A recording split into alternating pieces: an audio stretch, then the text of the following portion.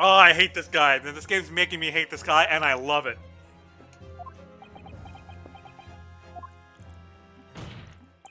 The point is not that you lied in your testimony, Mr. Graydon.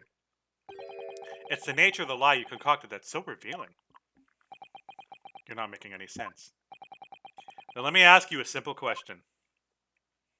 How is it, Mr. Graydon, that you knew of the existence of the peephole in the storeroom door? What? Well, obviously, Ah.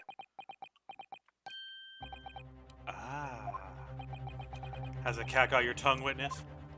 The peephole in the door was made after the incident occurred, and once I returned to the shop having failed to catch the two burglars, Scotland Yard's investigators arrived immediately. Since that time, the police have been at the Windy Banks constantly carrying out their investigation. Isn't that right, Inspector Gregson? Well, yes, of course. The place is chock full of pawned articles, and my lads have thoroughly examined them all.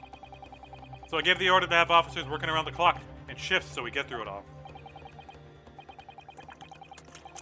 And consequently, there's no way that you, Mr. Graydon, could have gained access to the shop. Therefore, you should have known nothing about the peephole in the storeroom door. So the fact that its existence forms the basis of your testimony is completely inexplicable. Objection! And yet, the fact remains that Mr. Graydon did maintain that he witnessed the crime to take place through the peephole in the door. How on earth is that possible? Could I have a word, please, Lord Van Zeeks? Speak, Inspector. It's just that I really ought to be getting back to the station now to put my report. There's really nothing more I can add to this testimony if it's all the same to you. Permission denied. Oh. It's not the same to me, Inspector. Not at all.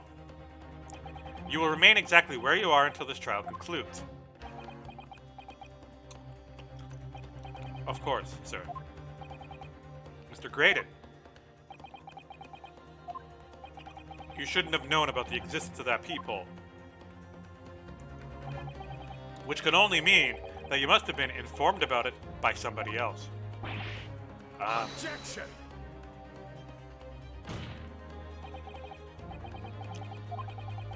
Stop there, my learned friend. You realize I trust that the words you just uttered have extremely serious implications. Yes.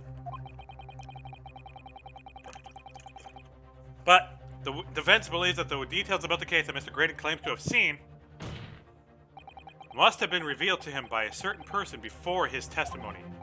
And in fact, considering a particular clue we have, there's really only one person that could be. Who is the person in question, counsel? Who gave this witness details of the crime scene to facilitate his false testimony? Take that! The truth is, it can only have been you, Inspector Gregson. And me. Objection! You had better have some proof to substantiate such a rash claim, my learned friend. Consider the fact that we have only been aware of Mr. Ashley Graydon's identity for the last few hours. We learned of it only during the course of the trial today. Indeed, preparations for his testimony were made with great urgency during our 1 hour-long process. While the police executed a subpoena and brought the man here from the communication station, and until that time, Mr. Graydon would have no idea, no inkling that he would suddenly be required to appear in court. Are you suggesting until such time he was summoned? Yes, my lord. Until then, it's reasonable to assume that he knew nothing of the peephole. It was only once Mr. Graydon was in the stand that he realized his position. That would have been to defend himself against the accusation that he was a third intruder.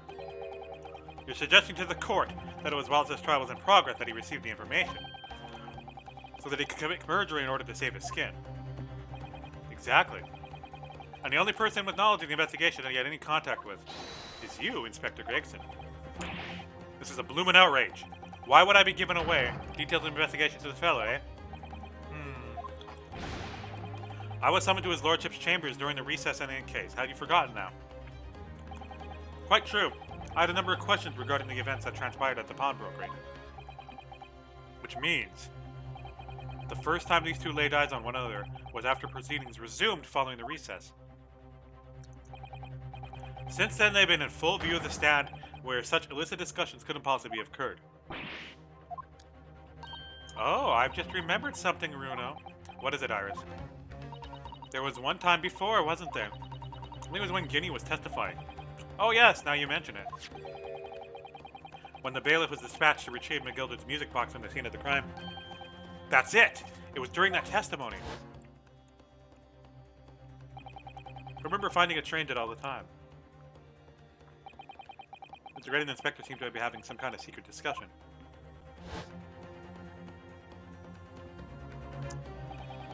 It would have been possible for you to give Mr. Grady the information he needed then. You little toe rag, you're making all this up. I'm a respectable Scotland Yard inspector, for crying out loud. Why would I do something like that? Why would I be giving away confidential details to the lines of this bloke? Admittingly, you wouldn't have had any reason to do something like that for no gain. But perhaps it was part of a deal of some kind. Then it starts to make more sense. What deal, counsel? I wonder if perhaps in exchange for details about the people at the crime scene, Mr. Graydon agreed to give a certain something to the inspector. I'm sure I need not remind the inspector that, if found to be true, striking a deal of any kind with the witness would be considered a gross case of malfeasance. Well, Objection! It's becoming clear that jumping in with accusations is Nipponese student's specialty. I don't do that. But with the stakes so high, the prosecution is not prepared to listen to baseless charges. It is incumbent to defense now. Present evidence in support of this diabolical claim. Evidence. Save. Tactical save.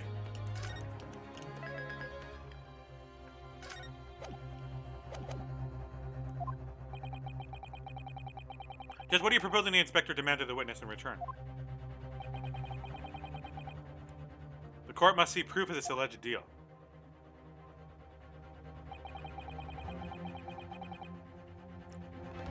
If Inspector Grayson really did strike a deal with Mr. Graydon, then logically there's only one thing he could have asked for. That must be it. Bruno, do you think it could be? Yes. It's the missing link that would join all the dots together in the puzzle. I must press you for an answer now, counsel. What evidence explains the nature of the alleged deal Inspector Grayson made with the witness?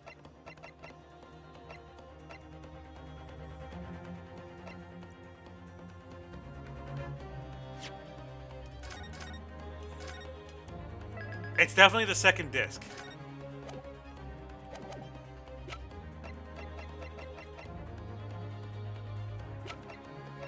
Take that!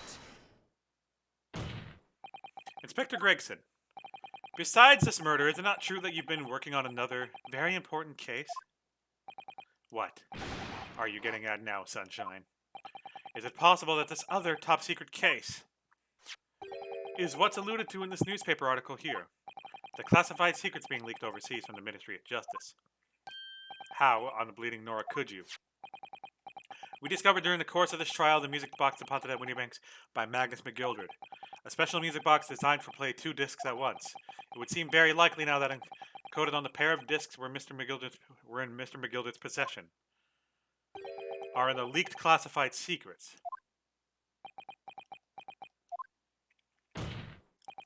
So I put it to you, Inspector, that in order to recover the second of the discs containing those secrets, you covertly made a deal with Mr. Graydon in which you exchanged the disc for details of the case.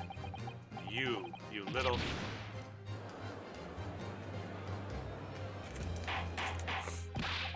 Order. On the day of the incident, when we met you at Windybanks, you said this.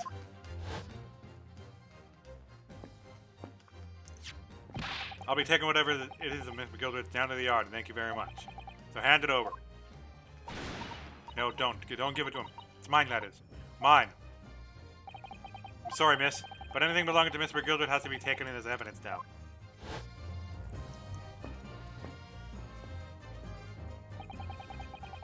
Scotland Yard already knew it at the time. Isn't that right? That Magnus McGildred was involved in the stealing of government secrets. My orders were: recover the medium used to convey the secrets leaked from the ministry, and do it on the QT, strictly hush-hush. And that explains why, when I presented the disc as evidence to the court, you objected so heavily, I presume. Because you knew that it contained highly confidential information. Blimey, not likely, I mean. I wasn't sure of it myself. I realized there was a possibility, that's all. Inspector, surely you're not saying that in order to acquire the second of these music box discs, you did indeed reveal the confidential details of the crime scene to the witness. To aid and abet this man in giving false testimony. There's no other way that Mr. Graydon could have known of the existence of the people. It's the only explanation. A deal was struck between these two men.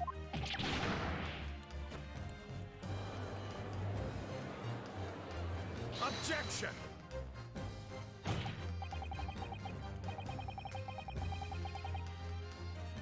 If, and I stress if, the sobering assessment turns out to be founded in truth, it would mean that the second disc is, as we speak, here in this very courtroom. Wait, what? In this room? How could you possibly make a claim like that? Because Inspector Gregson is a Scotland Yard detective. What? What's that supposed to mean, eh? As a seasoned policeman, the inspector will have approached this alleged deal with caution. Certainly he would not have accepted a gentleman's agreement in this matter. No, he would have insisted on having the article agreed upon in the palm of his hand. Good gracious, then, you mean to say. Tactical save.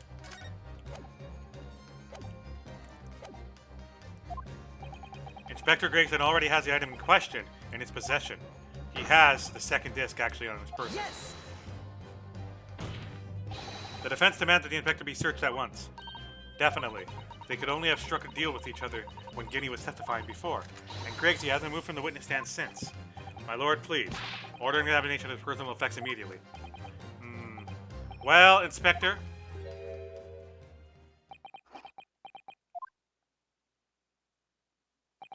This young lad wants to tone down his imagination. He's insulted me in my profession quite enough. However, if it put this matter to bed and dispel any doubts about my involvement, then I'll happily submit it to a body search. He's going to agree to it. I presume you're aware of the precipes in which you now teeter, my learned student friend. You've made a most serious allegation against Scotland Yard here. If, following a search of the inspector's personal effects, no disc is found, you will be deemed unfit for court service, this trial will end, and my country's government will formally demand of yours that you are severely reprimanded. That sounds serious. Indeed. To have a visiting student make such defamatory remarks about the country's most senior police force is not something Her Majesty's government will be able to overlook. You're just threatening Runo because you're scared.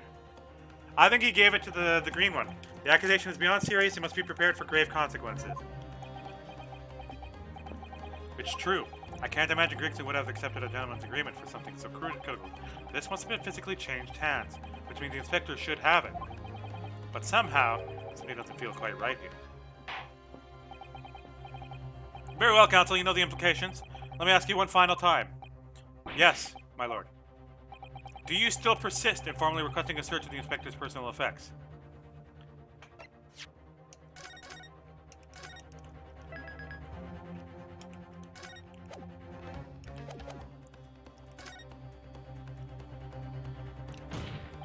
Yes, the defense formally demands the search be conducted.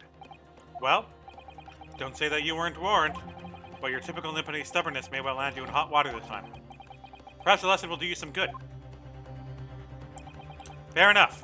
I've got nothing to hide. Very well then. Bailiff, conduct the search of the inspector's personal effects, please. The defense demands a search, but not of Inspector Gregson. What? Now what is all this? I'm the one you're accusing, aren't I? I thought you wanted to search me. No, Inspector, not you. Somebody else. What's the meaning of this, eh? Lost it at last, have you, sunshine? Court shouldn't have to put up with this nonsense. You're being completely irrational. Be quiet, all of you.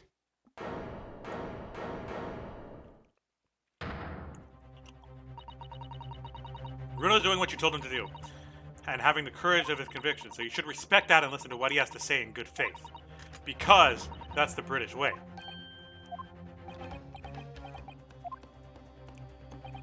Well said, young lady.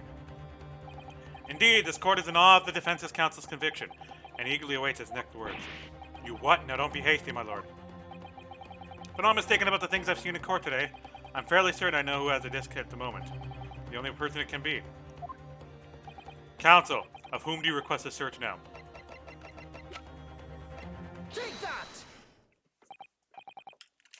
Oh, my lord, Mr. Nash Skulkin. Well, I never. Eh? Blimey. Me? Him? Very well then, bailiff. Restrain a witness's conduct through a thorough search of his personal effects.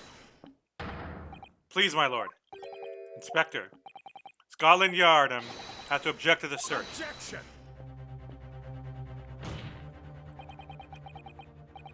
Fortunately for you, Inspector, your objections carry no weight here. Eh? In this courtroom, only the prosecution and defense have the authority to object. But, Lord Van Zeeks, I have no idea what forces are in play that might influence your actions. But personally, I have no intention of obstructing the course of this trial. Bailiff, carry out the search. Now, hold on a moment. I don't know nothing. Nothing about no disc. Cut it out! I knew it was on him. Here, my lord. In the witness's pocket. I found this. Good lord, that's another music box disc. I don't know nothing about it. Nothing.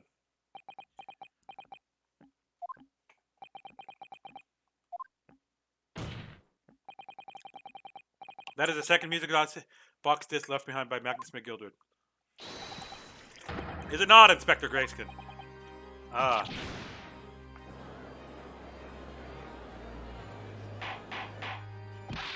Order, order, order. Mr. Skulkin, what have you to say for yourself? Gordon Fleming Bennett. I swear I didn't know nothing about that disc. Honest to God. Counsel, would you please explain what exactly is going on here? The alleged deal that was struck between this witness and this detective, no? Without question, my lord. Then, for pity's sake, why on earth was this man in possession of the disc that Inspector traded for information? Inspector Gregson is a shrewd, calculating man who rarely loses his composure. But at one particular point in this trial, he exhibited some unusual behavior for a brief moment. I don't recall. What unusual behavior? Ah. It was, yes, during my cross-examination of Mr. Graydon. Tell me, Mr. Graydon, when you left the pawnbrokery that night, was it by any chance with the second disc in your jacket pocket? I meant nothing of the sort. While Mr. Graydon answered my questions, the inspector appeared to have grabbed Nash Skulkin by his coat and was shaking him violently. Yeah, I didn't know. I thought my noggin was going to fall off clean off, I did. I was just thinking. I've been born as me brother, I was. And what exactly happened to make the detective attack you like that? I ain't got a clue. You just suddenly turned and grabbed me with thoughts like that. Started shaking me. Why the blades didn't you mention the third gun when we got down to the station? That's what he said. Yelled it right down my ear hole, he did. My ear's still throbbing now. The way the detective behaved then was extremely out of character. But looking back now, it must have been that he did it. That was the opportunity Inspector Grayson created for himself, in order to hide the disc. Well, bless my wig, he hit it. You.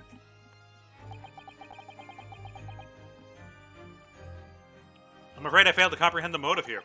If the detective had acquired the disc he was after, why on earth would he proceed to hide it in another man's pocket? This is a court of law, he could have submitted the item as evidence. It would appear, my lord, that the inspector was not at liberty to do that. Why ever not? As the man himself revealed earlier, his current assignment has some special conditions. My orders were, recover the medium used to convey the secrets leaked from the ministry, and do it on the QT, strictly hush-hush. Hush-hush, a top-secret assignment. As far as we're aware, the information stolen comes from confidential government communications. It would seem that if the information were to be revealed in court as evidence, it would be problematic. Does that sum up the situation, Inspector? I'm operating under direct orders from the Ministry. I'm afraid I'm not at liberty to answer that question. So, realizing there was a chance that you may be searched here in court, you took steps to hide the disc that you acquired from the witness. Judge, does this mean he only pretended to attack Mr. Skulkin in order to get close enough to him to slip the second disc in his pocket? So it was all a pretense.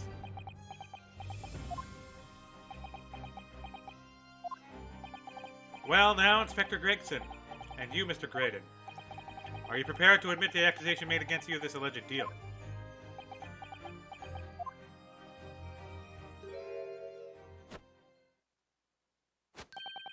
Admit to it. Yours truly, please. God, he just doesn't give up. I want this guy to die. Clearly, our Eastern visitor has uncommonly active imagination. However, there's no proof that I passed the disc to the inspector. Objection! But, then, how do you explain the reason why you knew about the people?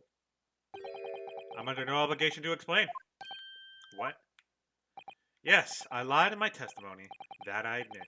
So sentence me accordingly. But that is all I admit. Murder, leaking government secrets, striking a deal with a detective. All of it is a young Eastern man's fancy. I have no idea what any of that is about.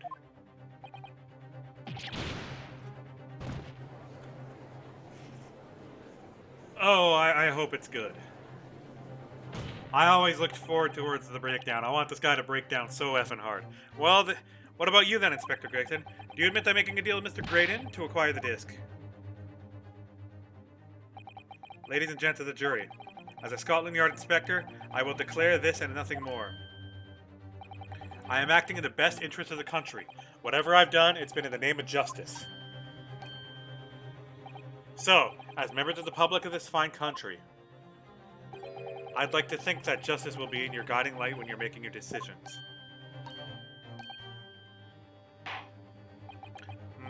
This is quite a quandary indeed. Rarely have I encountered such extraordinary tumultuousness in conducting a trial. Nevertheless, in the absence of any further evidence to be presented, I believe it is time that we put the matter to the jury in their final leanings. Well now, as a fellow servant of the Queen of my country, I must say I sympathize with the old inspector. Yes, he's a dependable man, I'm quite sure. In service, one becomes a good judge of character. Even crossing your eyes doesn't help it when it comes to looking at this case. It all blurred to me. Well, as fellow professional, I like to put my faith in Detective Reilly. Graydon is a highly skilled operator. Stop. Currently in presence of idol. Stop. My God, lady. Detective has very much trust in his eyes. More than this, I cannot say. I don't believe it. These 6 jurors are... They're going to believe Gregson. They declare this decision now. Is Vinny going to be found guilty? If I don't manage to prove them defendants right now and then, we're going to lose. Either some proof that Graydon killed Mr. Windybank or stole this government's secrets. Or some evidence to force Gregson into admitting that he struck a deal with a witness. Okay, these 2 statements matter because we're going to have to go for either one here. We need A, definitive evidence right now. Either proof Grayson killed Mr. Windybank or stole the government's secrets. Or something to show that he made the deal with the witness. Well then, counsel, I think it's time I impose the jurors to declare their final decision, no? That is, unless you have some compelling evidence you have thus far not presented to the court. If I let the judge call on the jurors to announce their leanings, Guinan will be found guilty. I think I have to play that music box.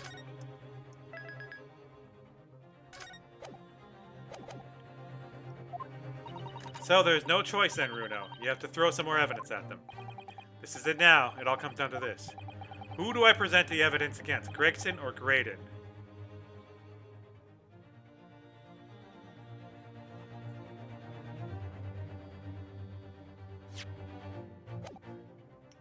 This is a great save point. I definitely think this is the final thing they're going to ask us to do.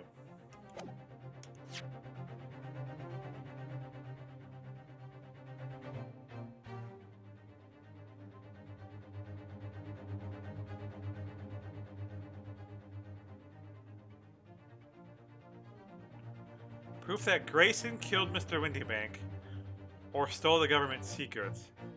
Or some evidence to force Gregson into admitting that he struck a deal with a witness.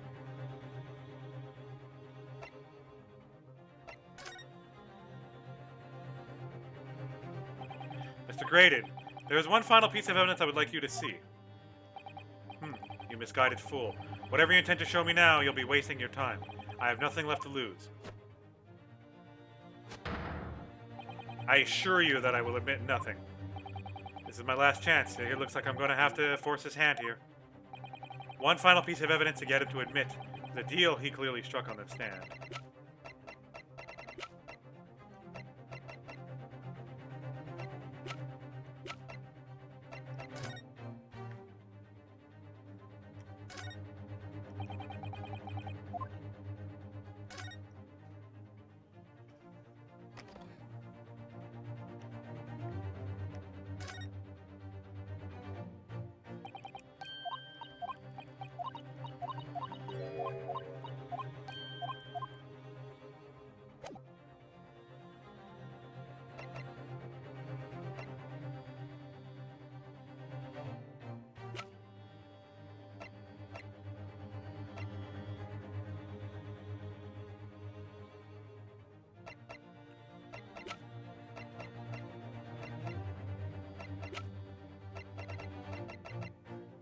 Take that!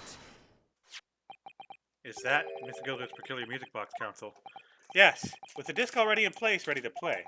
I think perhaps now would be a good time to listen to the sound produced by the Music Box again. Only this time, with the second disc we've just discovered, set in its place as well.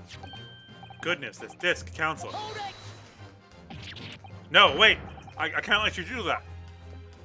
Why not? Because, well, because it's got nothing to do with this case. That's why. Objection! Not true, Inspector. The defense has already proposed that the sounds heard by the court earlier from this music box were part of a Morse code message. We now know that Morse code comprises two distinct tones. Defense believes that the second disc contains the second tone needed to complete the message. And now we have a chance to confirm the theory. For crying out loud, Sunshine, we're talking about state secrets here. If you go letting the whole courtroom hear the confidential information like this, it's treason. Then do you admit the charge? That in order to protect those state secrets, you engage in unlawful dealings with the witness. You're mad. If you let that secret information out into the public domain, you'll be making an enemy of the entire British government, you idiot. Objection! Let's not forget, Inspector, that you, a Scotland Yard officer, leaked confidential case details to the witness. That you continue to lie in court, and all because by fair means or foul, you're determined to do your duty.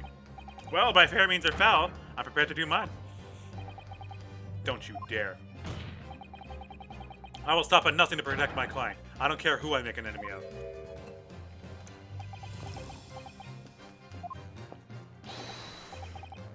My lord, if you please, the court must hear the sounds made by the music box. Come on, Van Zix, for Pete's sake, stop him. Objection! Here comes a foot. Inspector, you should know my methods by now. I'm a prosecutor. I'm no Scotland Yard puppet. Erg. In this courtroom, my duty is the law. So let me propose a toast to uncovering the truth. By fair means or foul.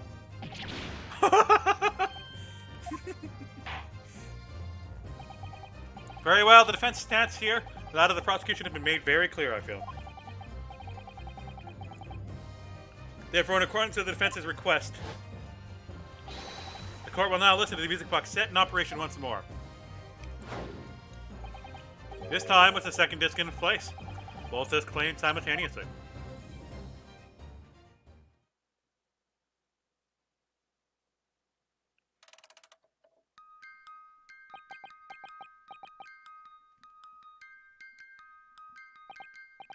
Oh, listen to that. It's unmistakable now. It's Morse code. I'm waiting for her to flip out. Alright, I admit it. Whatever you want, but for the love of God, shut the blooming basket off.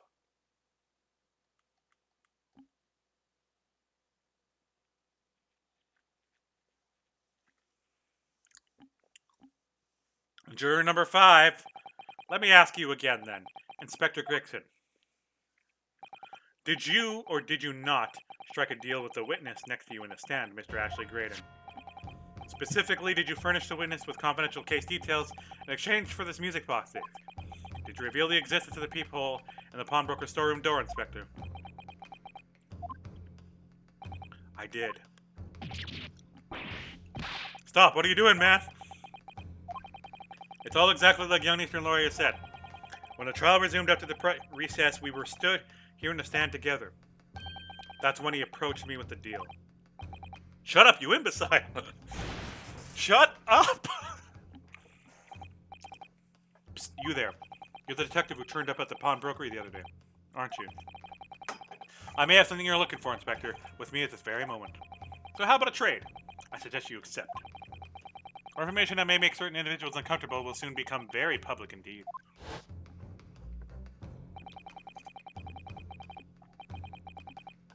I couldn't let that information become public, so I accepted the man's proposal and told him details about the case that should put him into clear.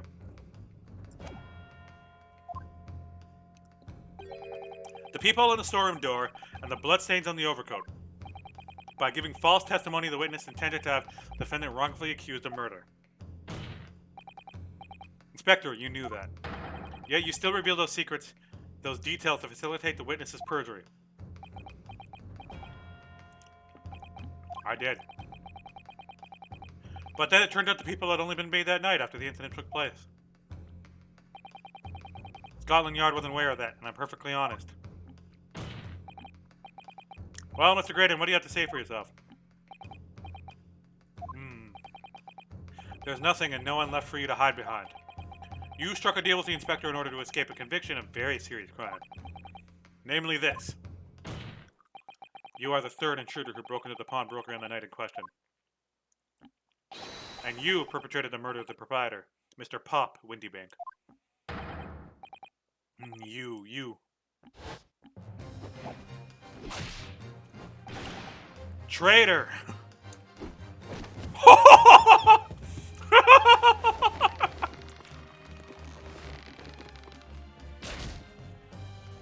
Christ!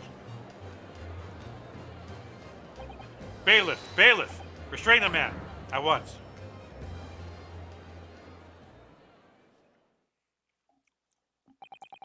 That's it then. It's all over.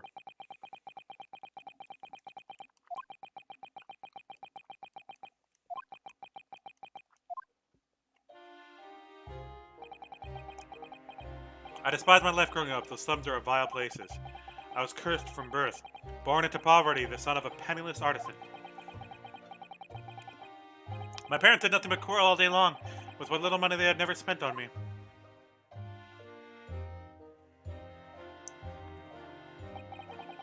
So I set about studying to better myself, to one day escape from that hellhole. And you eventually became a communications officer. I admire your determination.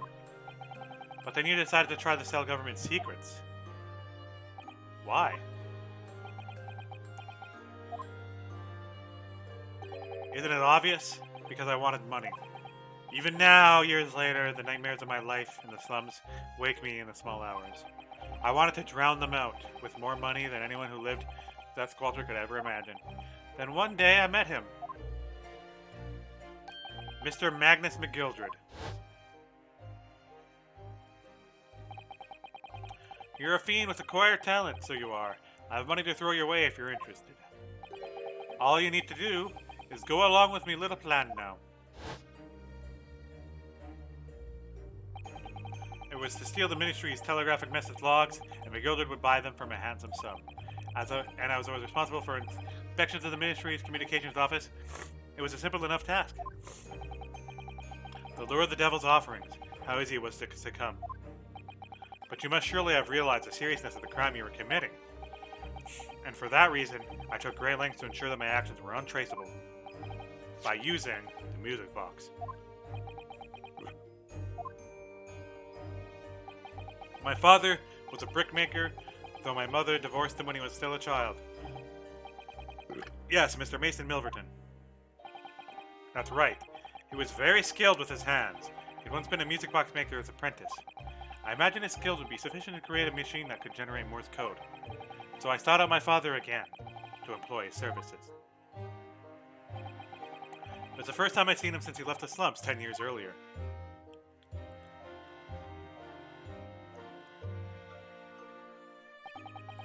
Look at you, Ashley. What a fine gent you've become, eh? He was a different man to the one of my memory, a thin, frail old man. But poverty had never broken him, never corrupted him like it had me. I was sure that he wouldn't help me if I told him the real reason. So I made up a story. I've got some work for you, Father. I need some music box discs made. Music box discs, eh? A musician friend of mine has written some music he wants to sell to the public. I brought the score with me. There are two, actually. I'd be delighted, son. It's been 20 years since I did any work like this, though. Fetch my tools, would you? They're in the loft. That's how I had to make 2 discs. Thereby splitting the information in 2. You were taking considerable precautions indeed. It was to protect myself as much as anything. It meant that I could deal with Mr. McGildred in 2 separate transactions. The first involved the first of 2 discs in the music box by playing them. I exchanged them with Mr. McGildred for 10 guineas. Then on receipt of the second disc, he would pay 1,000 guineas. So, what happened on the omnibus 2 months ago was the second part of the deal, the exchange of the second disc? Yes. I sold the man information that way a number of times already, but it seems he's become reluctant to part with his money. That doesn't quite make sense, Mr. Graydon. For why was it on the omnibus on 2 months ago? Your father, Milverton, was the one dealing with Mr. Gildred and not yourself. When I received the 1,000 guineas after my first completed dealings with McGildred, I decided to give 200 to my father for his troubles.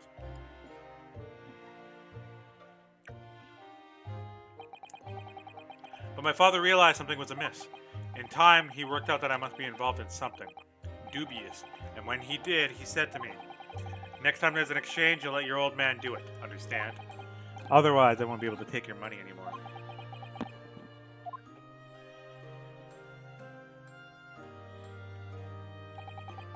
That was my father's way of dealing with it, I suppose. Climb into the omnibus, hand over the second disc, and take the money from McGildred. That's it. He had no idea what was actually on the discs I asked him to make. He never knew. It's like I'll never know why everything went so horribly wrong that night.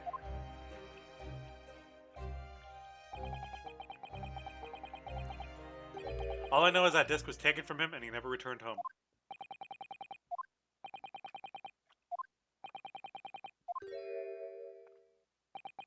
It was only then that I found out what sort of monster McGildred really was. So after 10 years of not once uttering it, I swore on my father's name.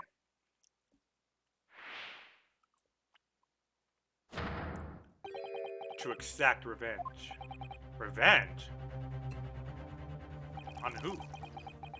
As anyone with even the remotest knowledge of the man will no doubt be able to imagine, McGildred brought all his wealth and influence to bear in the most despicable ways. To crush any semblance of justice in his trial. The crime scene was tampered with, evidence was fixed, and the witnesses were bribed. That trial 2 months ago was a farce from start to finish. My feet had barely touched British soil back then, and I walked in that hornet's nest completely unaware of the sinister background to it all.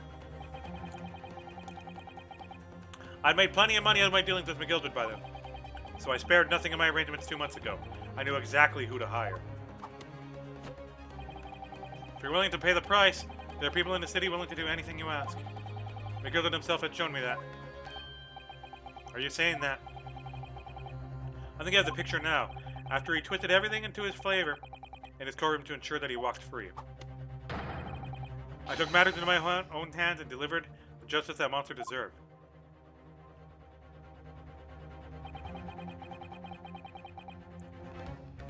That tragic accident following the trial here 2 months ago was planned and executed by yours truly. McGildred's death that day was caused by this man.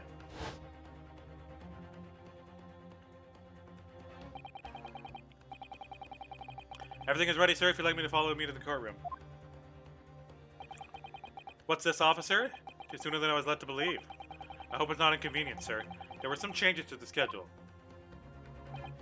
Well, I must be making tracks now. It's time for the inspection.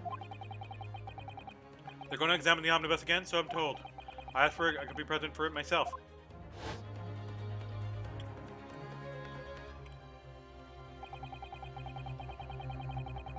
So that policeman who came to tell McGildred he could examine the omnibus again. That's right. An imposter hired by me.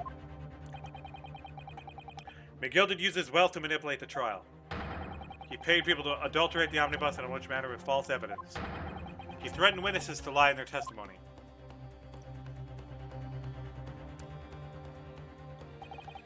So I gave a man a taste of his own medicine.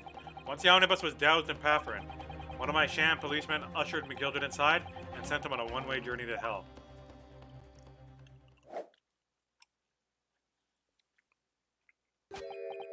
An eye for an eye. That's how I avenged my father's death. A spine-chilling account, indeed. But that wasn't the end of it for me. There was a loose end, you see. A loose end. Yes, I should think it's obvious. The second disc, which my father had taken in exchange with Mr. McGildred. Ah, yes. There was indeed no mention of it in the man's trial 2 months ago. Clearly because it had been removed from the scene of the crime. When I realized it was missing, I remembered something. Something from the first time I've dealt with Mr. McGildred.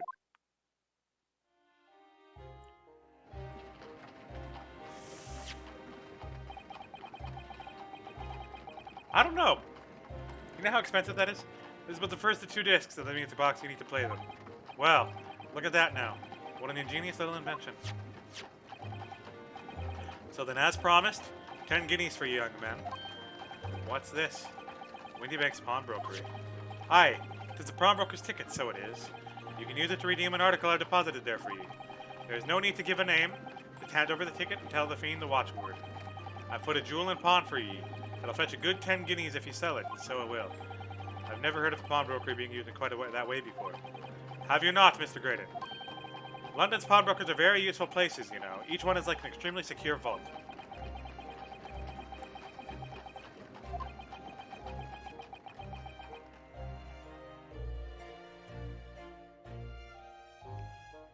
This figure was like $40 only because the skill it took me to get to the damn machine.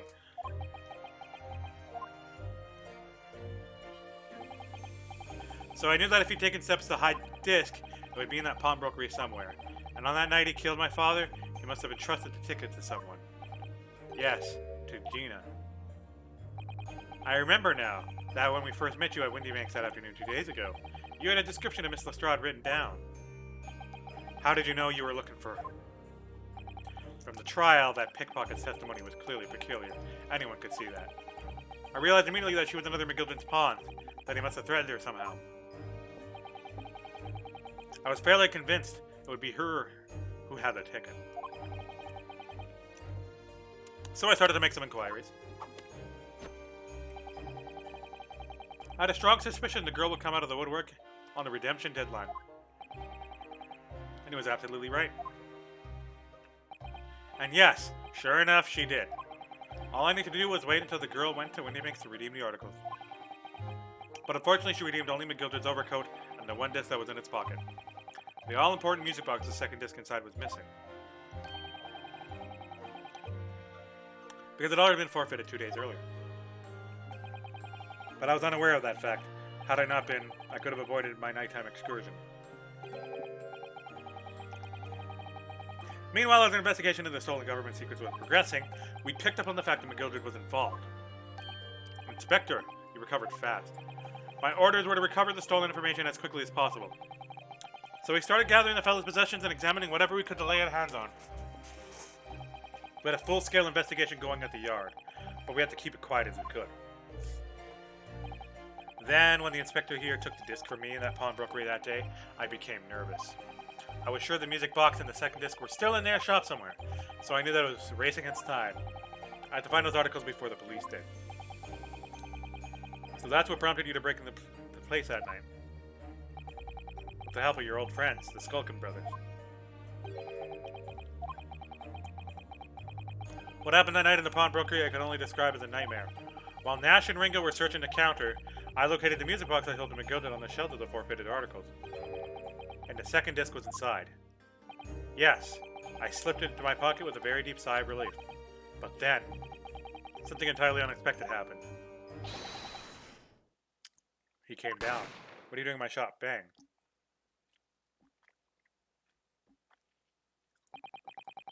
A gunshot rang out in the shop and I felt a sharp pain in my left arm. The broker fired his gun and the bullet pierced your limb. Yes, exactly. But unfortunately, I decided to bring my own gun with me that night, just in case.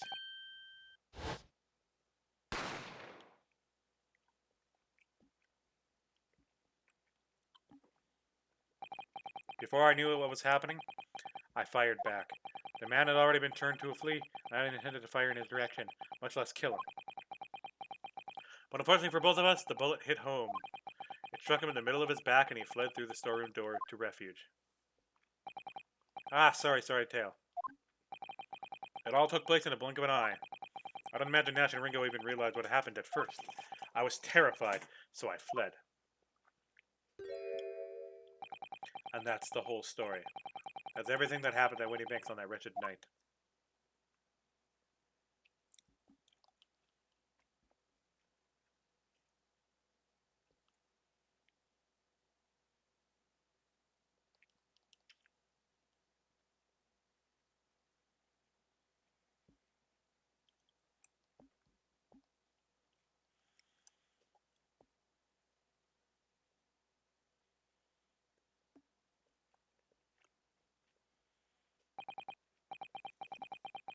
Earlier, he called McGilder a monster, a man who used his wealth and influence to distort the facts and escape justice for the crime of murder. What a tragic irony. For what you have done is exactly the same.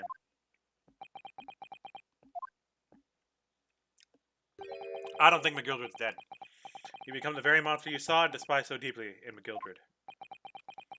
I still don't think he's dead. I don't know why. I'm just bent on it. Yes, I think I have. Because he said that one of his men carried it out. Well, this has been a long and exhausting trial. However, it would seem that at last we have arrived at the truth. Inspector Gregson, what of Mr. Ashley Graydon?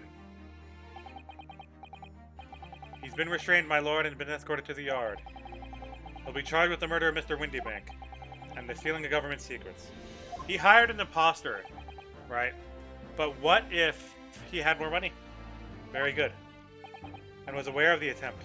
And you, Inspector, regrettably, you will have to face charges yourself. Yes, my lord. Of course. It transpires that you were complicit in helping a criminal escape justice. The fact remains, whether or not you were doing so in the line of duty. The crime is a serious one, Inspector, and excusable. Now to the defendant, Miss Gina Lestrade. Yeah. It is time for the final education. Is the jury ready, Mr. Foreman? Yes, sir. Garrett of Scout Squad standing by, sir. This is really it now. The last push, the final call, the finishing whistle. My men are ready to deliver their verdicts. Thank you, Mr. Foreman. Very well, ladies and gentlemen of the jury. You will now declare your final decision to the court. Not guilty. Not guilty. Not guilty. Not guilty. Not guilty. Not guilty. I still can't get over the fact he uses his head to bang the damn flame over. Ugh. That's the stuff. I'm off the hook.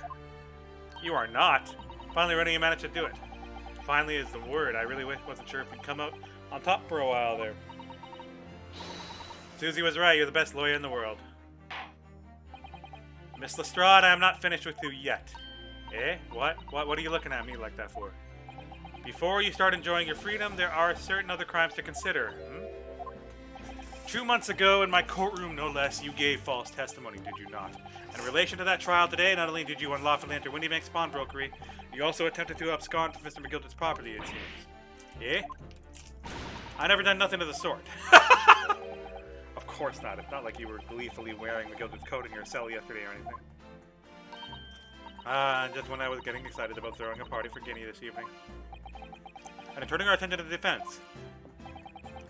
Determining that when played together, the music box disc contained a message in Morse code was, well, it was certainly a most unexpected revelation, counsel. Quite so, my lord. The prosecution was caught entirely off guard. In fact, I think we should applaud my learned friend's courage here today. I propose a toast. To demanding the government secrets be disseminated before the entire courtroom. Oh no! Very sorry about that. It was the only way I can get Inspector Gregson to admit what he's done, so... If I may say something on that point. Isn't that... It's about the sounds produced by the music box before. I do wonder if that was really Morse code at all. What are you saying, madame? Oh, it's just I'm really fanatical when it comes to Morse code, you see. So much so that the whole world seems to be covered in dots and dashes to me, in fact. Goodness, madame. On a healthy level of obsession, one feels. But I must say that, in my opinion, the sounds produced by those two discs were nothing more than that. A meaningless series of two different tones. What? It wasn't Morse code after all?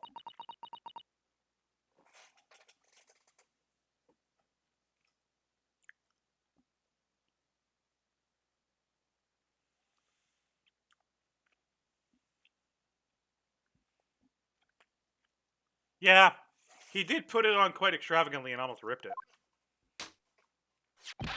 My lord, the defense would like to listen to the music box again. Are you off your nut? How many times do I have to tell you? Those discs contain ministerial secrets, Sunshine. This courtroom is not an appropriate forum to discuss the nature of this government communications. We know McGildrick conspired to trade national secrets with their enemies, secrets acquired from Mr. Graydon. Now that the man has admitted to his crimes, we have no need to pursue the matter further. But it's really going to bother me.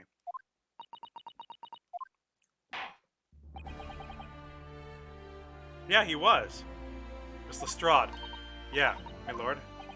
That which he has seen today here in this courtroom has been extremely disturbing.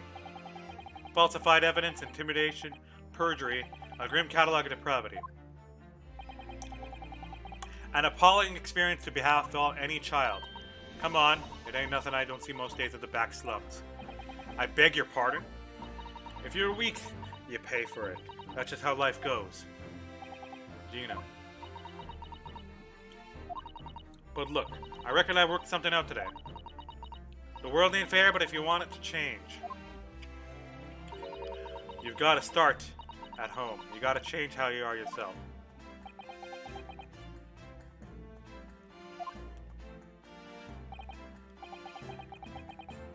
Well, that's a very laudable lesson, I would say. I eagerly look forward to be born again Miss Lestrade, never gracing my courtroom with her presence again. Now, with regard to the murder of Mr. Pop Windybank, proprietor of pawnbrokery business on Baker Street, I hereby declare the defendant Miss Gina Lestrade.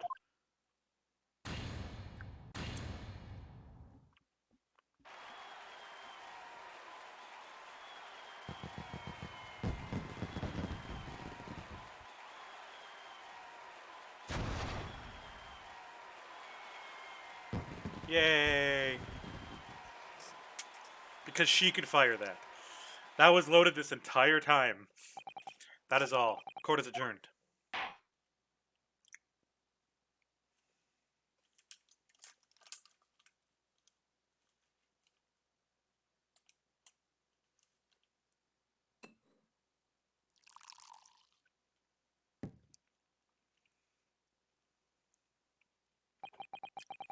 On a personal note, I must say you surprised me, Far Eastern friend.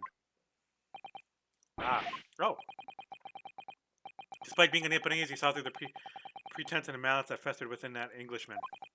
And at the same time, saw through the grime to the surprising heart of your English client. You have a curious talent for judging character, especially considering our very different cultures. I don't think there's anything curious about it. Whether we're from the Empire of Great Britain or the Empire of Japan, we're all human beings. We're not so very different on the inside. You know, I took this case for one very simple reason. To lock swords with you once again here in the courtroom. You did. When I encountered you for the first time 2 months ago, it reminded me of toasting friendship and trust with another Nipponese, only to find my trust betrayed. Though you, I hope to look in the eyes of a man I once knew and try to understand. You mentioned something similar earlier today, about total betrayal at the hands of Japanese. What happened exactly? Well, you may ask, and one day, when the time comes, you will learn the answer, whether you like it or not. Alright, Then I'll wait for that day if I must.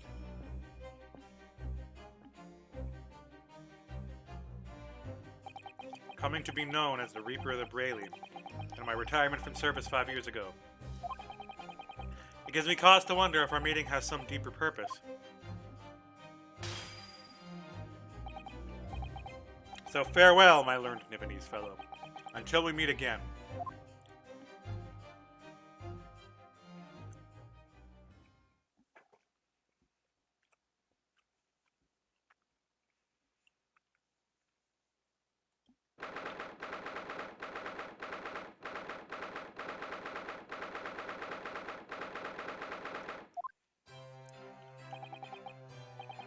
It's done, it's over at last. But where does Iris disappear to?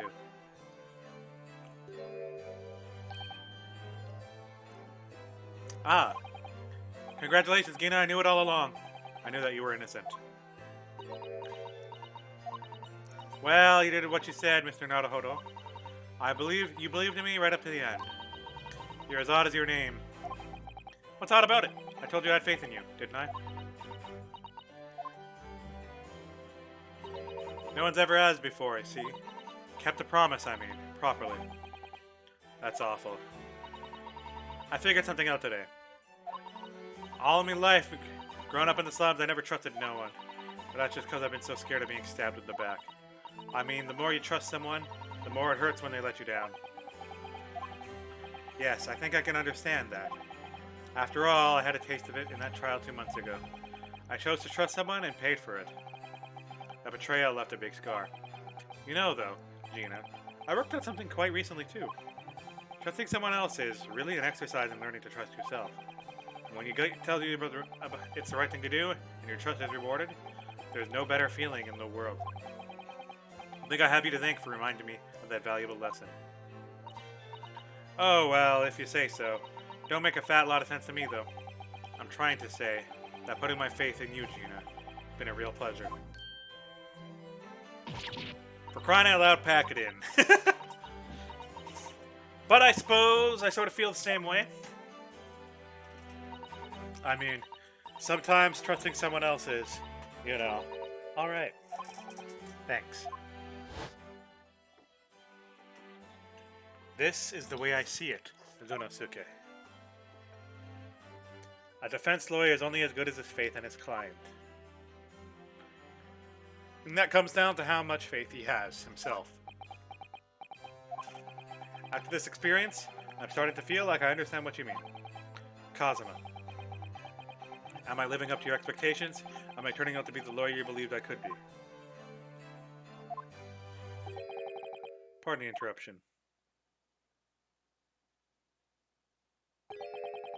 But what the deuce does a man have to be noticed around here, my dear fellow? Ah, that voice. Too late for that voice now, Mr. Naruhodo? I've been standing here patiently in the corner of the room for an eternity. Haha, yes, it's me all along. I would have said when you finally noticed me. But you people with your incessant babbling. Mr. Soames. Ah, yes, it was me all along, you see.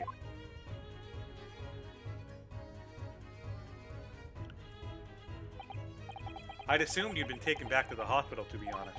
Indeed I was, but I managed to escape again. Oh. I happened to be aware of one or two foibles in the doctor who was tending to me. I merely made my knowledge of them known to a man, and he happily issued me with a leave of absence. How very above board. But enough of my adventures. That was a fine victory, Mr. Naruhodo. Your tireless efforts justly rewarded, I feel. Congratulations are in order. As a close friend, I tip my hat at you. Oh, thank you. Some great detective you are. Great at being cold as ice, maybe. Have I irked you in some way, Miss Lestrade? While you've been having a snooze in your nice soft bed, some of us have been fighting for our lives. Ah, well, that bullet did cause me to lose a substantial amount of blood, it's true. So I have indeed been feeling somewhat cold, not perhaps as cold as ice, but, well, have a feel. Could you take your hands off my neck, please, Mr. Schultz? And in some way, I suppose, congratulations are in order for you too, Miss Lestrade. What's that supposed to mean? Why so half-hearted? Well, naturally, it isn't my intention to alarm you, but an acquittal in a trial with that particular prosecutor is perhaps a little precarious. Well done, Mr. Sholmes. Not alarming in the slightest. Oh, the Reaper, you mean? Because anyone who's found not guilty in the trial was working on winds up dead anyway? Is that it? The very point I was trying to make. I was implied by the fate of Mr. McGildred, in fact. Ah, but of course, I pay no attention to such irrational drivel myself. Yeah, well, it don't bother me. Oh, really? Of course not. The way I see it, the Reaper's a bit like I'm upstairs. Him upstairs? You mean like God? Yeah, upstairs knows what's what, right? He knows what people like are on the inside. You won't have got the wrong end of the stick. There are some coves like that, bog-trotter, who are rotten to the core. And at the end of the day, I'm upstairs make sure they get what they deserve. I suppose that's one way of looking at it. Divine justice is one thing, though, and the Reaper taking matters in his own hands and claiming lives is another. Well, I ain't like the McGildreds of this world, so I ain't scared. I got principles, see?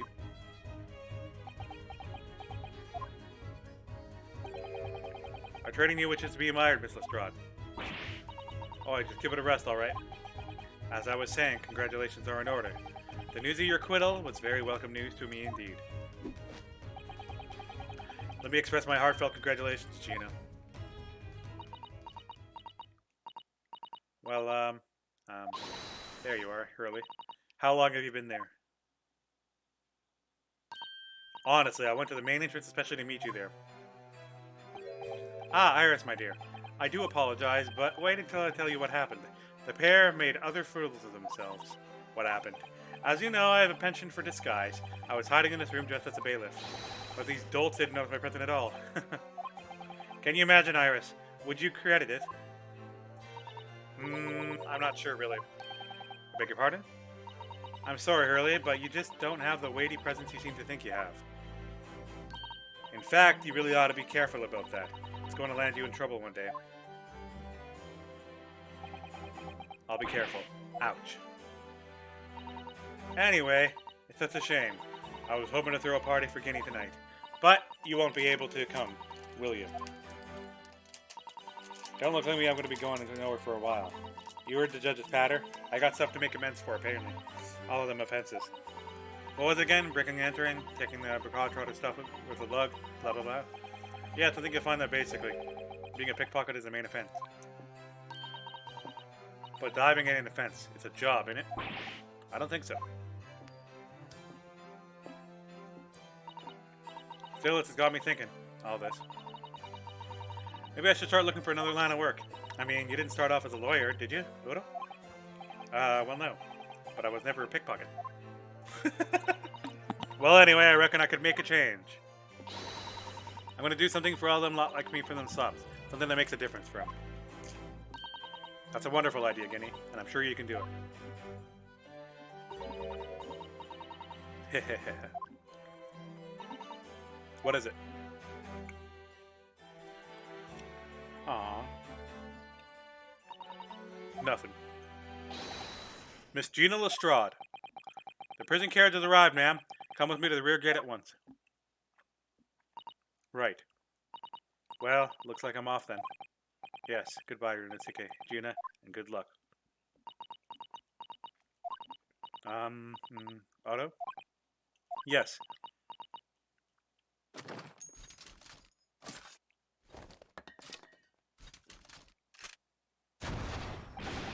Ah! What? What was that for? I don't know. I mean, I don't know what to say, so... Ah, indeed. Perhaps the situation calls for a phrase hitherto missing from your vocabulary, Miss Lestrade. Hmm? On occasions such like this, I would recommend a simple thank you. Oh. Oh, yes. It's a good advice, Jenny. Right. I see. Well...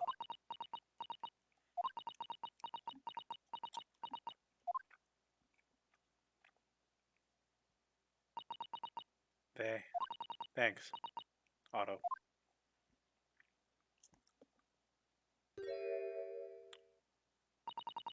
Thank you for everything, what you've done, for believing in me.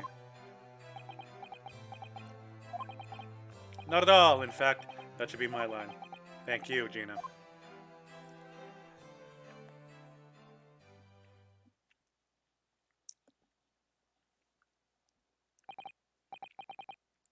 Well, there she goes. I wonder if you'll ever see her again. Well, well, quite the indomitable pickpurse. Oh, I nearly forgot. I brought a paper outside. The special edition. Its trial is over in front page. Pickpocket innocence proven. Isn't it wonderful? You should have shown it to Gina, Iris. She would have been thrilled. How silly of me. But anyway, would you like the good news or the bad news? Not again. Well, what do you say, Bruno? Early? As usual, I think I'd rather get the bad news out of the way first. Absolutely not. I have no intention of listening to anything but good news. And there you have it. How people answer that question says a lot about them, doesn't it? Let's not go there. Alright, then maybe let's start off with the good news this time. The rain has finally stopped. It was a record-level rainfall, apparently. Well, that's good news indeed. We can journey back in greater comfort. Alright then, what's the bad news? The huge storm left the seas very choppy. The channel in particular is awful, so sailing out of Dover has been delayed by a day or more. Wait, Dover? That's right, if we head to the station immediately. We may still make it in time to see Susie off. But, there won't be a train, surely. We couldn't be that lucky. Who do you think I am, Mr. Naruhodo? Mr. Sholmes. I rushed to Victoria Station earlier and made arrangements for a special express. If we hurry now, we shall be there in time for dinner. And I know of a fine restaurant that serves the most delicious baked sole. I don't. The great detective does it again. Indeed he does. I happen to be aware of a number of the rail transport director's foibles. What? I merely made my knowledge of them known to the man, and he has happily laid the locomotive. Elementary. Just an idea, but it might be wise to stop manipulating people that way. What are we waiting for then? To London, Victoria.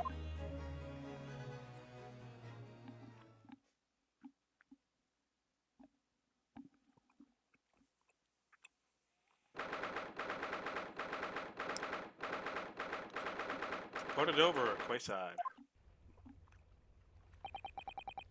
That took somewhere longer than I anticipated. Susie's boat must be about to leave now. Miss Sato, where are you? Over there, look. Looks like she's reading something.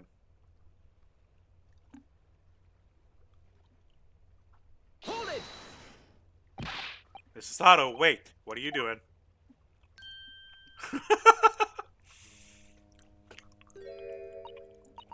Mr. Naruhodo, what are you doing here? We came as soon as we could after the trial. I mean, we heard that the sailings were being delayed due to the bad weather, you see. Oh, I see. Then tell me, how did Gina's trial go? It went well. She was acquitted.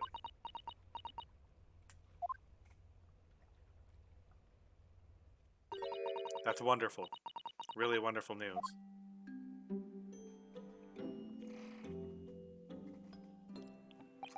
The book you were about to throw into the sea.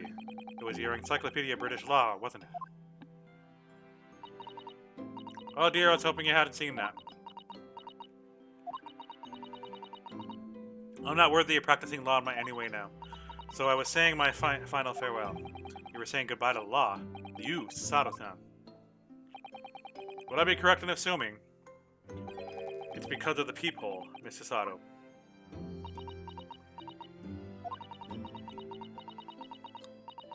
I deliberately altered the scene of a crime, and then I tried to hide the fact.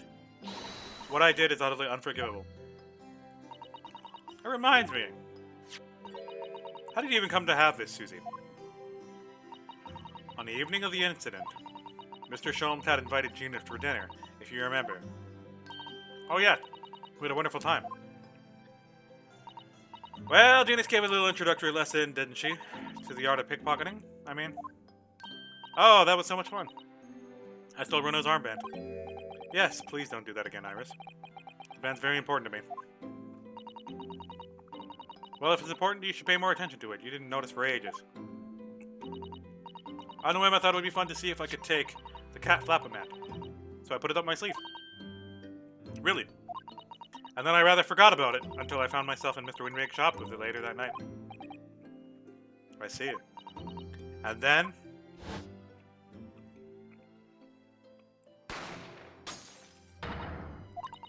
Mr. Sholmes, Mr. Sholmes. Leave me, Mr. Naruhodo. Right.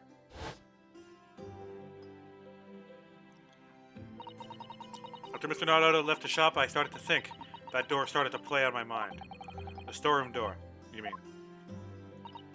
Yes, if Gina was anywhere in that shop, I realized it could only be behind that door. And at that moment, the little device on my sleeve sprang to mind. I was so worried about Gina, I simply had to know. So I used the cat flap-a-mat to make the peephole in the door.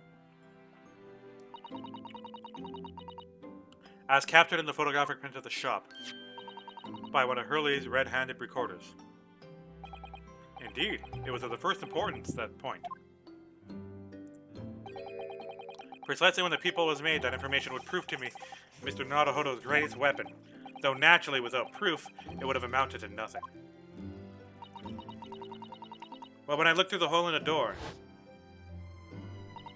the sight that met my eyes made my blood run cold.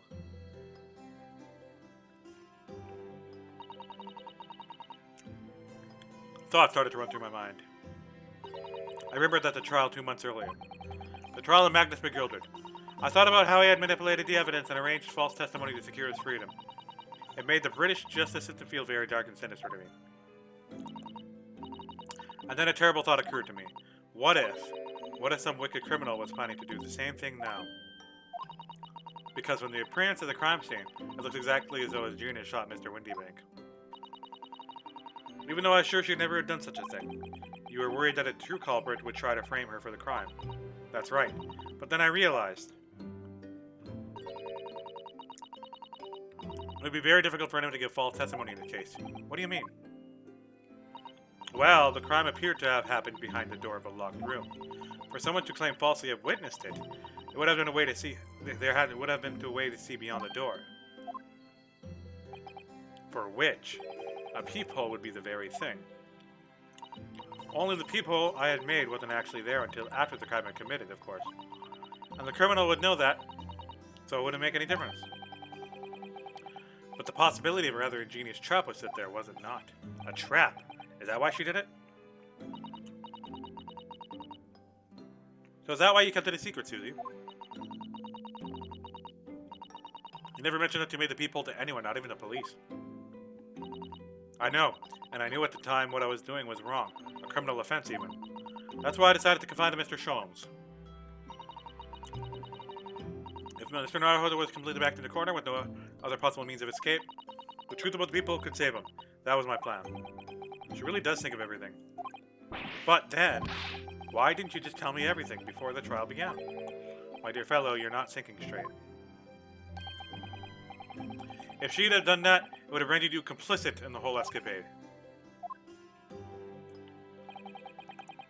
You could have been disbarred if you'd seemed to have not knowingly tampered with the crime scene. So Mr. Sato decided to shoulder the burden of the responsibility alone. For your sake and Lestrade's. Mr. Sato. The truth is, when it happened, I did it because I'd lost a little of my faith in the law. Oh. I was worried that the right person would be convicted of the crime. At the moment I allowed myself to think that is the moment I lost my right to call myself a judicial assistant. What you did isn't comparable to what he did. Granted is the one who lied in the witness stand, using that peephole as a way to implicate Gina. And besides, if the peephole inconsistency hadn't existed, I'm not at all sure she would have been acquitted in the end. Mr. Sato, what you did saved Gina's life. Well, with your kind words, Mr. Naruhodo, you've saved me too, for my regrets.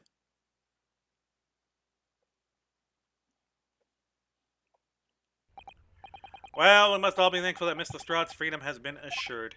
Yes, exactly. Although some of the loose ends in that trial will continue to play on my mind, I'm sure. But a revelation that the music box disc contains secret messages, Mr. Naruto. What a triumph to work that out. I'm full of admiration. Well, actually, that argument wasn't quite as compelling as I thought it was. Oh, it wasn't? There was a communications officer among the jury members, you see, a telegraph operator, and she said the majority of the sounds on the disc were just meaningless tones. And one would expect, after all, we are talking about secret government communications. No doubt they are written in cipher to avoid being readily understood should they be intercepted. In cipher? I see. So then we could never have hoped to understand the message anyway. Nonsense, my dear fellow. It's quite a zero-pi problem, I assure you.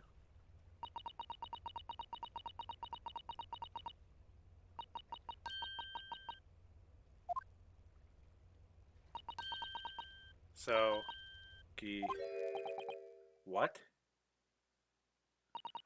Well, that can't be a real word, can it? How funny. Wait, Iris, what did you just say? I just said asogi. Does that word mean something to you? Means something? Asogi was the name of my best friend. What? But how? How did you know that name, Iris? I wrote it down during the trial before, when the message was playing on the music box. She transcribed it on the fly? She's really a genius. I thought the message probably wouldn't be written out in the plain Morse code. So I tried various ways to interpret it, but whether I tried, the words just didn't seem to make any sense. That is, in English at least. Oh. It suddenly occurred to me that, you see, there's more than one Morse code, not just English variety. Various countries around the world have altered and added Morse code to use it in their own languages. I don't believe it. Are you saying? That's right. I've only actually seen a chart of Japanese Morse code once before, but I think it's based on the Iraho Pangram, isn't it?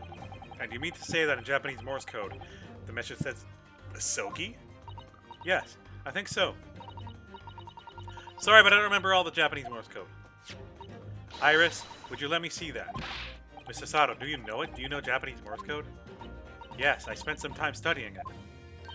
Because I'm quite sure Morse code will become ever important for the international communications. Then might I recommend, my dear madame, that you focus your efforts on the English version. But be that as it may, Iris, show me the message. Please. Of course.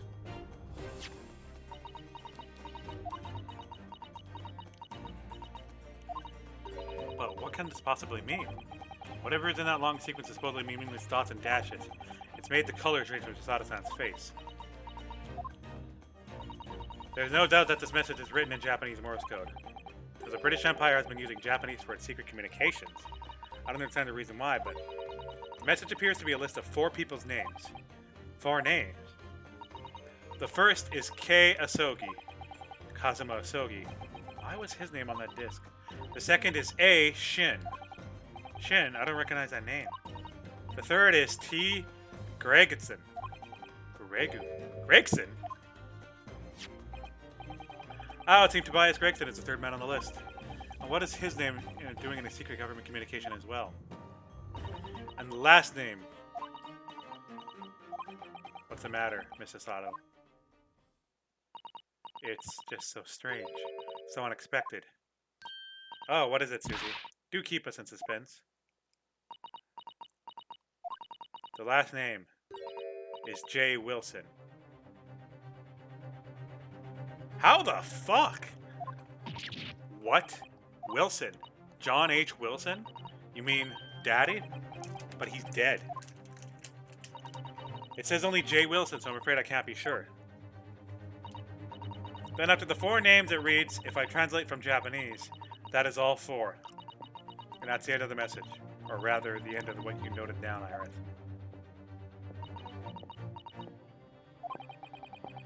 I just can't believe it. Who would ever have thought that those discs contain Japanese Morse code? Not to mention a strange list of some disturbingly familiar names. It appears that this particular message is a communication of some kind between Great Britain and the Empire of Japan.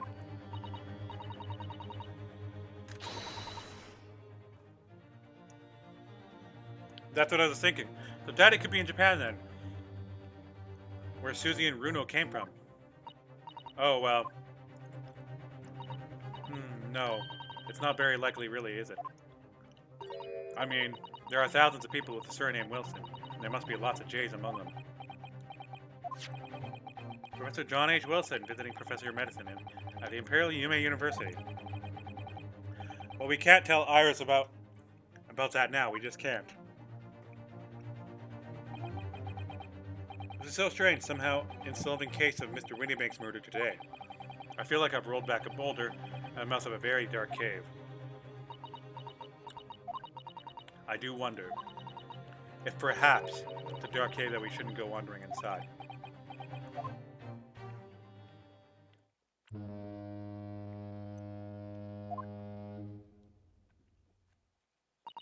Oh dear, the ship is going to set sail soon.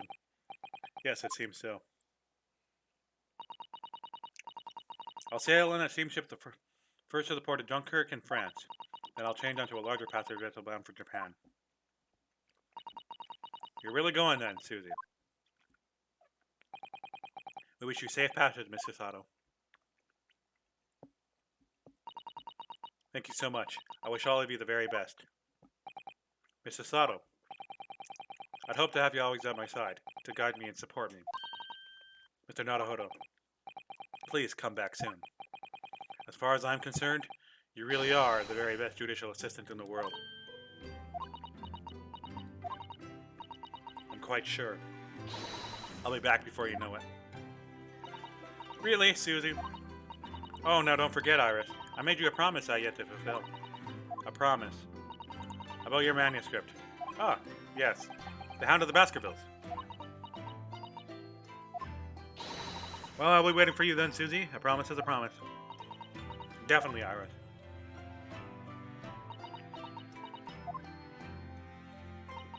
Mr. Naruhodo. Yes. Do you remember the first time we ever met? Yes, of course.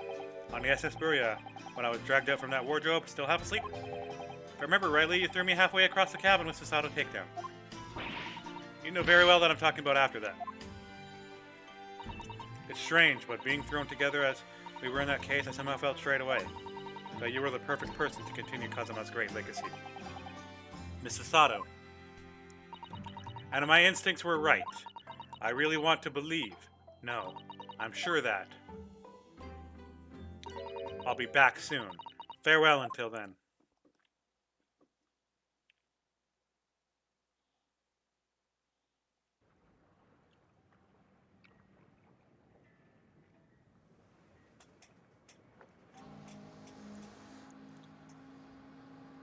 Somehow we seem to have come to the end of the adventures of Ryunosuke Naruhodo.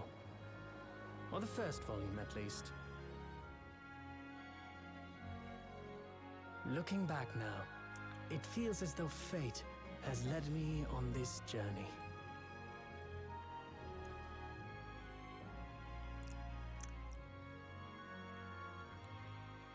Fate led me to becoming a lawyer, to traveling halfway around the world, to meeting the great detective. I'm sure there'll be trials and tribulations ahead. Of course there will. But whatever happens, I know I'll be able to turn my fortunes around.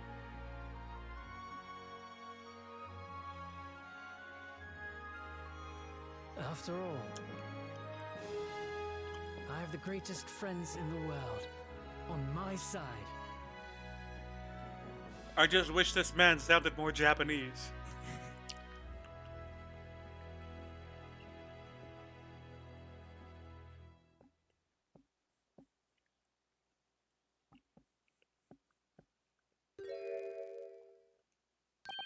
Ah, yes, Naruhodo. Yes, Mr. Sholmes? I have some rather awkward news.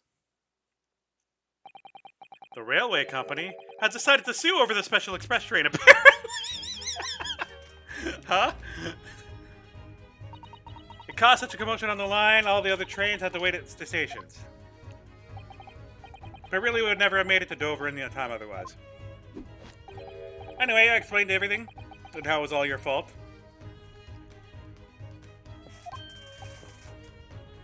What? I believe a formal complaint should be delivered to your office tomorrow. But not to worry, my dear fellow. According to Mrs. Sato, you love defending yourself in court. Huh? It's alright, I'm perfectly happy to testify. He really didn't look like the sort of man who'd do something so outrageous. See? Mr. Sholmes? Yeah? A word, if you don't mind. Why, certainly. Any word you like. Bell it out, my dear fellow. Oh, yes. I love Bruno's words.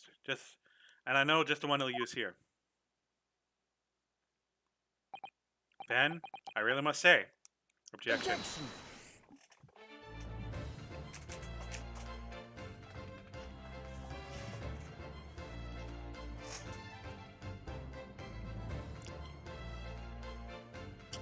Alright, the first game is over.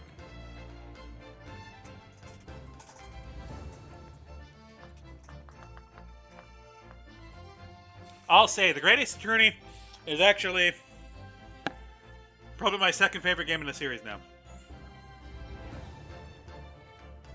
Just short of the final one of the third game in the original trilogy.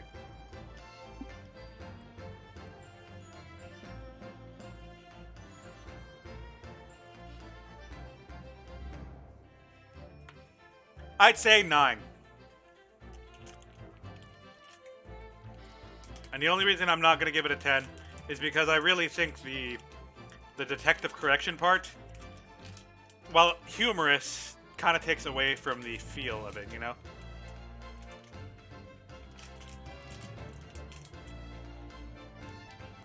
Me too. I miss a Japanese breakfast. I'm not too particularly a fan of that system. With the detective work and everything and them not showing you the obvious answer during it. Witness! Objection!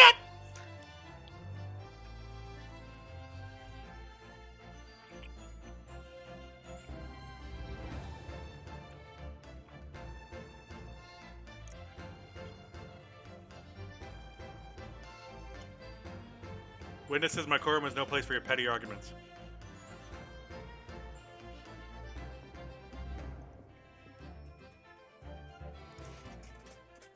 Oh, really?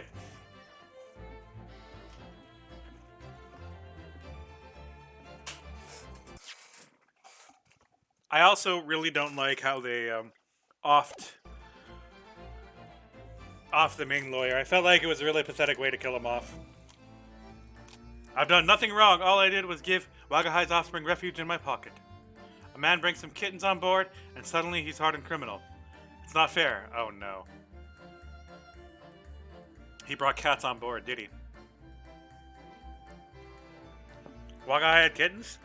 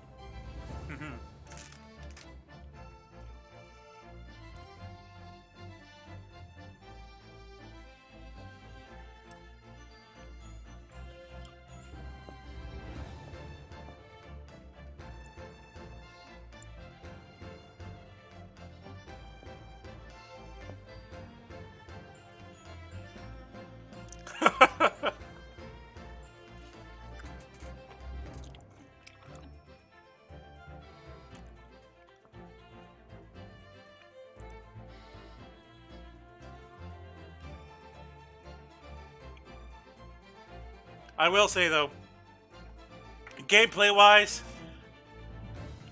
the court proceedings and how everything proceeds is actually a lot more funner.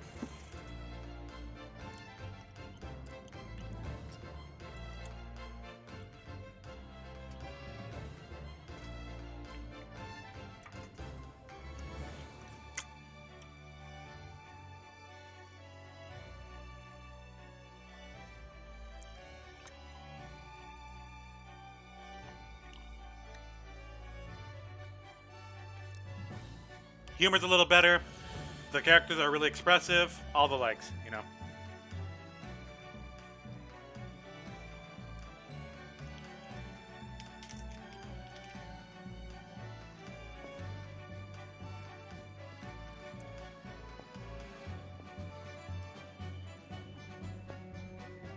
Oh, Pat. Oh, Rolly. They're adorable.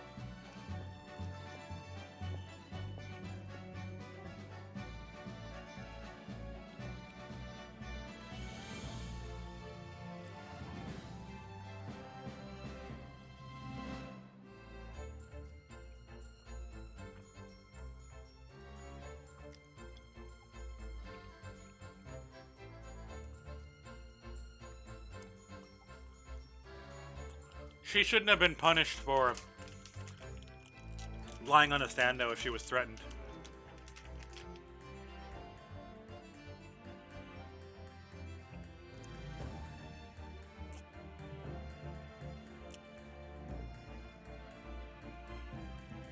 Like, she should still serve time for breaking and entering, etc.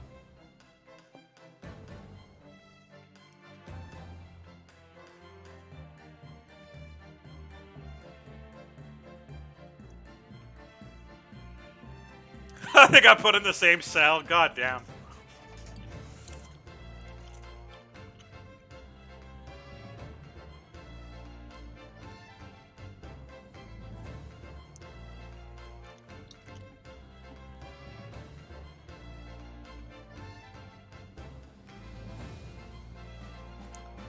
The guy in the middle is going to have capital punishment, so he's going to die.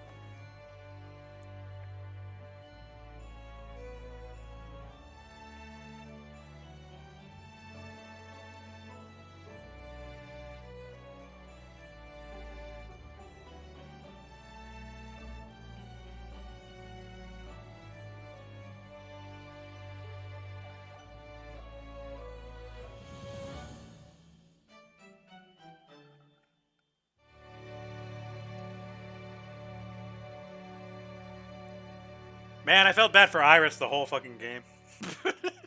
I'll say that.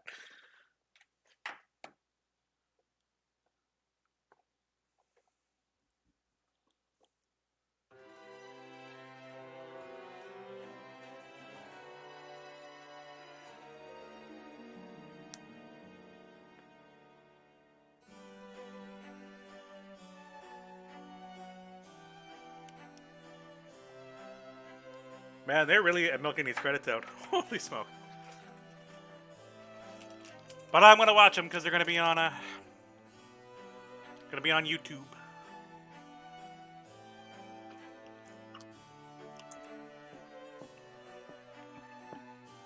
I was actually kind of hoping the ending would be he would be forced to stow away again. That'd be so funny. She is who I have my eyes out for in the second game.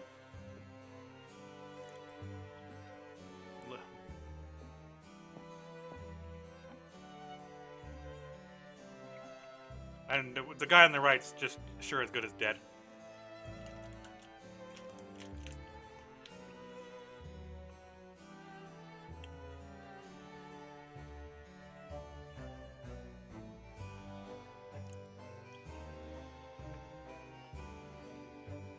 Yeah, Case 2 was kind of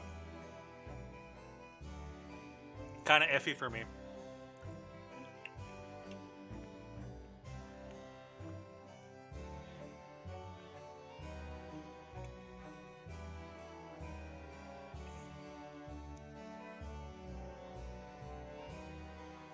As for my favorite characters in the game, it's definitely Gina and Iris. I think they're my personal favorites.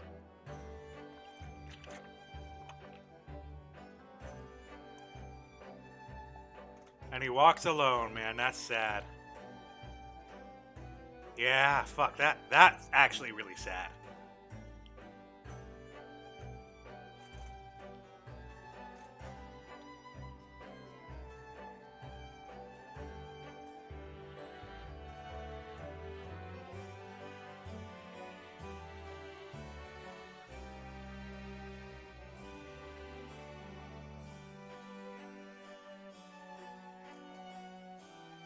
Credit music is good though. I like good credit music. The Symphonia credit music is my number one, but damn.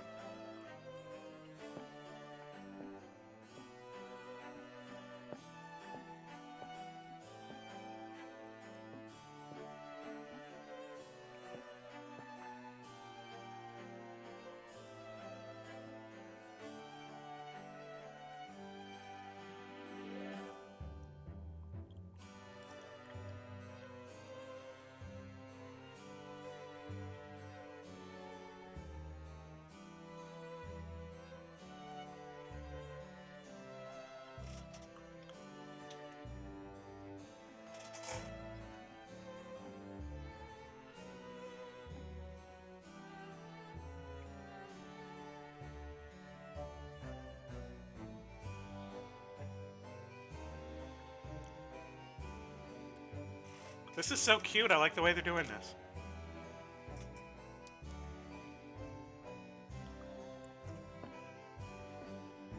And they're kind of doing like in order of appearance.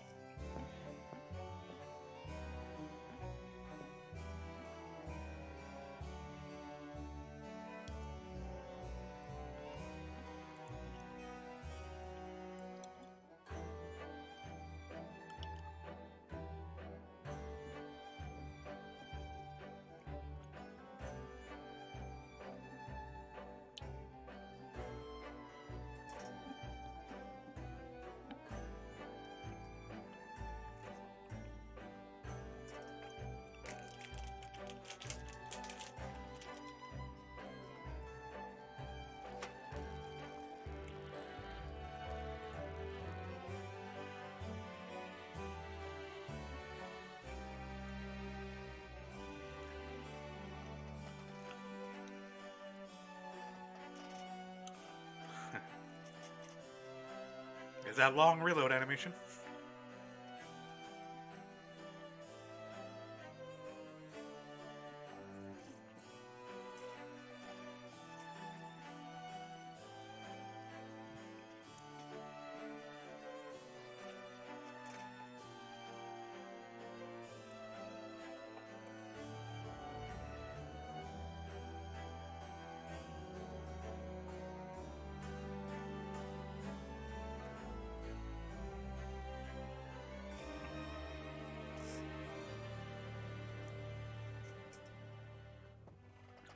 I hope they make a Marvel vs. Capcom 4 and they put Unosuke Naruhodo in, like they did Phoenix.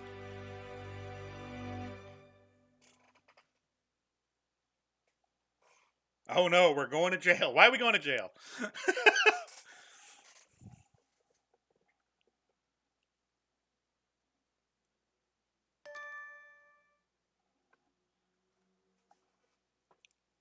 10 out of 10 photo.